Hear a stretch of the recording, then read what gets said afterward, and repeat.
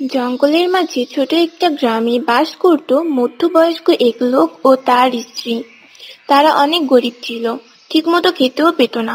জীবিকা নির্বাহের জন্য প্রতিদিন জঙ্গলের মাঝে গাছ কেটে কাঠ বিক্রি করে যা উপার্জন করত তা দিয়েই দিন চলত তাদের। কি গো গিন্নি, কই গেলে? আমি কিন্তু গেলাম তাহলে কাঠ কাটার উদ্দেশ্যে জঙ্গলে। এদিকে দেখো তাহলে।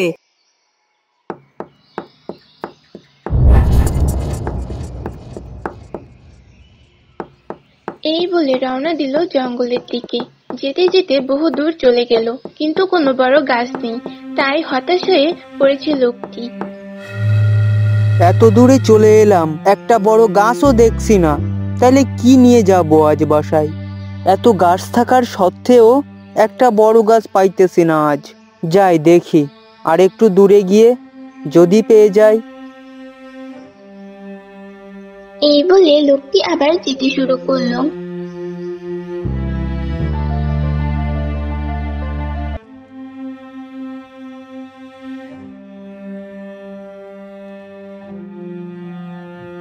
কিছু দূর যেতে সামনে তাকাতেই দেখলো সামনে যেন ভীষণ এক বড় আলো। এত আলো কখনোই দেখেনি লোকটি, তাই একটু ভয় পেয়ে গেল এবং আলোটির দিকে ভালো করে দেখতে থাকলো। আসলে কি এই আলোর রহস্য? সাহস নিয়ে লোকটি একটু কাছে গিয়ে দেখার চেষ্টা করলো এবং লোকটি আশেপাশেও ঘুরে ঘুরেও দেখলো অন্য কোনো জিন জানোয়ার কিছু আছে কি, কিন্তু কিছুই দেখতে পেল না।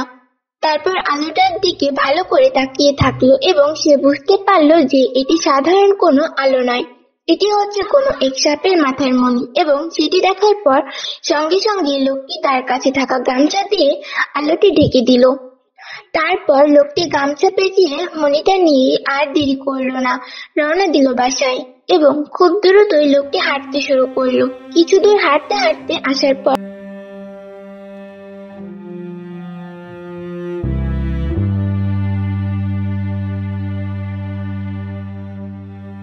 লোকটি দেখতে পেল ভীষণ এক সাপ তার যাওয়ার পথের সামনে পড়ে আছে এবং কান্না করছে। এটি দেখার পর লোকটি একটু ভয় পেয়ে গেল, কিন্তু সাহস নিয়ে তাকে বলল, তুমি এই পথের মাঝে এভাবে কান্না করতেছো কেন? যদি একটু সরে যেতে তাহলে আমি চলে যেতাম বাসায়। আমি এই জঙ্গলে এসেছিলাম খাবারের উদ্দেশ্যে, কিন্তু খাবার সন্ধান করতে গিয়ে আমি আমার মাথার মণিটি এই জঙ্গলে হারিয়ে ফেলেছি। এটি যদি আমি খুঁজে না পাই তাহলে আর আমি বাসায় ফিরতে পারবো না, কারণ মণি ছাড়া আমি বাসার রাস্তা খুঁজে পাবো না। এই বলে সাপটি কান্না করতে থাকলো এবং এটা দেখে লোকটির অনেক দয়া হলো। তারপর লোকটি বলল, ঠিক আছে, তুমি আর কান্না করো না, কারণ তোমার মাথার মণিটি আমি কুড়িয়ে পেয়েছি এবং আমি এটি তোমাকে ফিরিয়ে দিব। এই নাও, এই নাও। লোকটির কথা শুনে সাপটি অনেক খুশি হলো এবং লোকটির কাছে থাকা মণিটি সাপটাকে ফিরিয়ে দিল। তুমি আমার মণিটি আমাকে ফিরিয়ে দিয়ে আমাকে বাঁচালে, তোমার প্রতি আমি কৃতজ্ঞ। বলো বলো তুমি কি চাও? আমি তোমাকে সাহায্য করতে পারলে অনেক খুশি হব। তুমি যা চাইবে আমি তাই দিব, কারণ এই মণি ছাড়া আমি কখনো বাসায় ফিরতে পারতাম না। আমার কিছু লাগবে না, তুমি তোমার মণি ফিরে পেয়ে বাসায় ফিরে যেতে পারবে, এতেই আমি খুশি। আমি সাধারণ একটা মানুষ, জঙ্গলে কাঠ কেটে আমার দিন চলে, এভাবেই আমি চলে যেতে পারবো। তা কি করে হয়? তুমি আমাকে এত বড় একটা সাহায্য করলে আর আমি তোমাকে খালি হাতে ফিরিয়ে দিব? এটা কখনো সম্ভব না।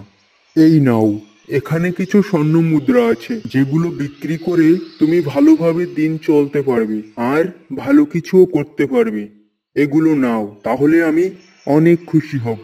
তুমি যদি এগুলো উপকার করার জন্য নিতে না চাও তাহলে বন্ধু ভেবে এগুলো নাও, এগুলো নিলে আমি অনেক খুশি হব।